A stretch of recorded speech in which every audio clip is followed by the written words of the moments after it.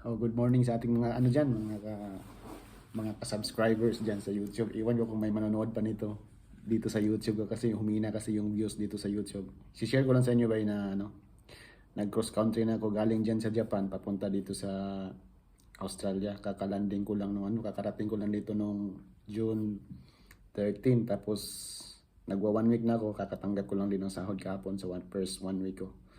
Nandito na tayo sa Australia bay. Akala ko kasi hindi imposible yung mag cross country galing sa Japan papuntang Australia. Yun pala, posible pala yung magiging cross country. Hindi pala masyadong stricto yung Japan kasi ang akala ko maraming mga requirements ang kailangan gawin para makapunta dito galing sa Japan, makapunta dito sa Australia. Yun pala wala. Ang kailangan lang pala yung plane ticket mo at saka yung visa. Yung dalawa lang. Tapos pwede ka nang makapunta dito sa Australia nang walang ka-hassle-hassle.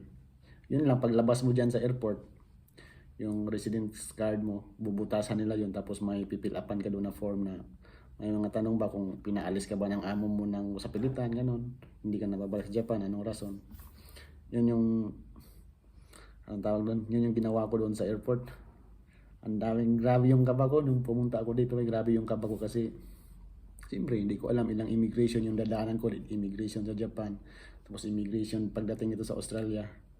Baka mapauwi ba? Kasi nga, yung ginawa ko noon, sugal yun. Sugal kasi nag-resign ako doon sa kumpanya na pinagtrabahuan ko doon sa Japan. Nag-resign ako. Tapos hindi pa sila pumayag noon. Kasi mayroon pa akong kontrata. May 4 na buwan pa akong kailangan tapusin doon sa kontrata ko ng 1 year. Tapos tinakot pa ako nung kumiay ko doon na anong tawag doon? Irereklamo daw nila ako kasi may kontrata akong pinirmahan. Yun nga lang, pinakot ko din sila. Sabi ko, nagsumbong na ako sa DMW, naghumingi na ako ng tulong. Hinihintay ko na lang yung tawag para pupunta sila dito sa company. Kaya yun, pumayag yung kaisya ko, kumiay na mag-resign ako doon sa pinagtatrabahuan ko. Mabait din pala yung mga Japanese Akala ko, ninuloko ako Tinatakot nila ako Kaya tinakot ko pero hindi ako nagsumbong sa DMW. Kaya ngayon nandito na ako sa Japan, sa Australia. Sa mga sa mga mekaniko diyan na kung may subscriber pa akong makapanood nito kasi iwan ko kung meron pa. Posible ba huwag kayong umuwi sa Pinas hangga't di kayo makapag cross country pa Australia. Abangan niyo lang yung mga videos ko kung paano ako nakapunta dito. Iwan ko kung may subscriber pa, mag-comment kayo diyan. Abangan niyo lang kasi i-share ko sa inyo kung ano yung naging proseso bago ako nakapunta dito sa Australia. Babush!